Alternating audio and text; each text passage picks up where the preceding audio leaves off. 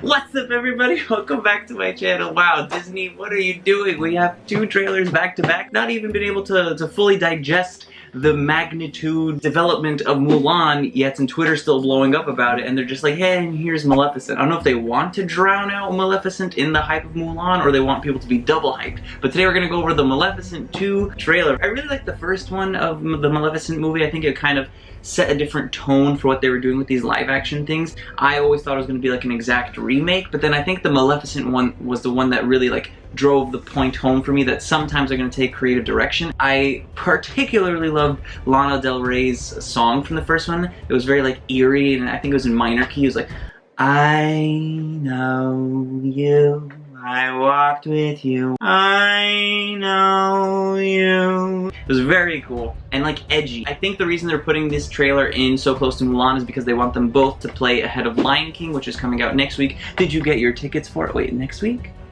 Yeah, next week. Did you get your tickets for it? Because I did. I'm seeing it opening night. Thank you all so much for your comments on yesterday's video. I was not expecting it to blow up that much. See, I told you when you all like and subscribe, it really helps with the formula, so thank you all so much. Keep doing what you're doing because it really helps out with the algorithm. Enough talking, let's jump straight into it.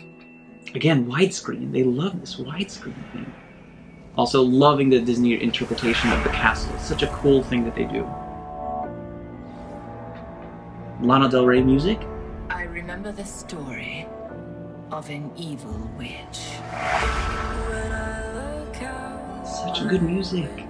And the princess she cursed to sleep forever. The story became legend. But this is no fairy tale. There are many who prey on the innocent. I'm sure your kind would agree. If I didn't know better, I'd say you were making a threat. Well, do you? Do I what? No better. Oh, good line. What have you done? Doesn't this like invigorate your senses and like your sense of imagination?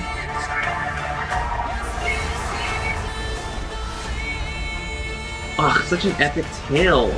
I love fantasy so much. And the colors, what the heck?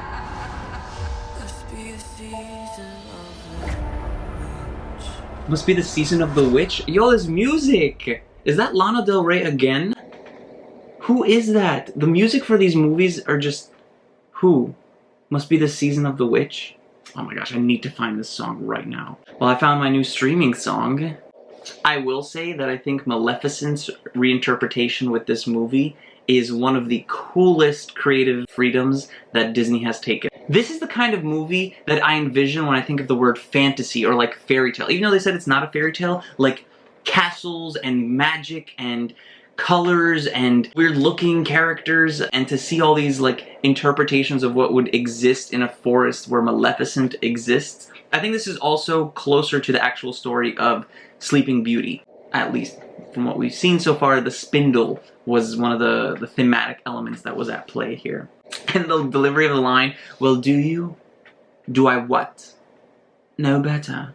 It's an actor's trick to like convey authority, to not blink. And if you watch many trailers or any of your favorite TV shows or favorite like Sherlock from the BBC, Benedict Cumberbatch does it a lot, because when you blink it's kind of a sign of inferiority, and on camera it like really is amplified. I actually talked about it in my Grey's Anatomy review. Meredith, the actress who plays Meredith, she also like has learned to eliminate blinking. Angelina Jolie doesn't even blink when she's delivering that line, because she's just like, I'm in power, and when I blink on camera it looks like a flinch.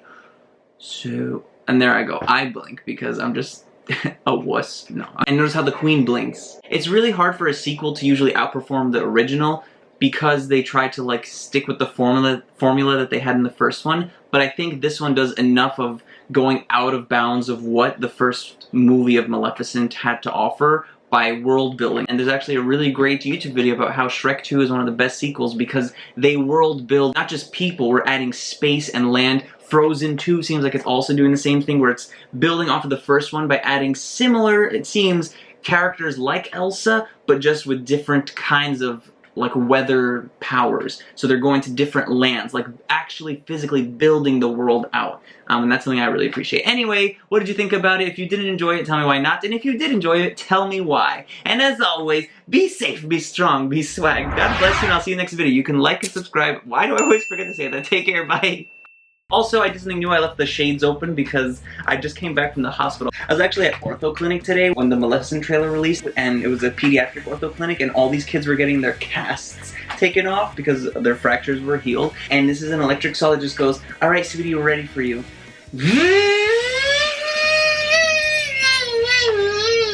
That was a great impersonation. A+.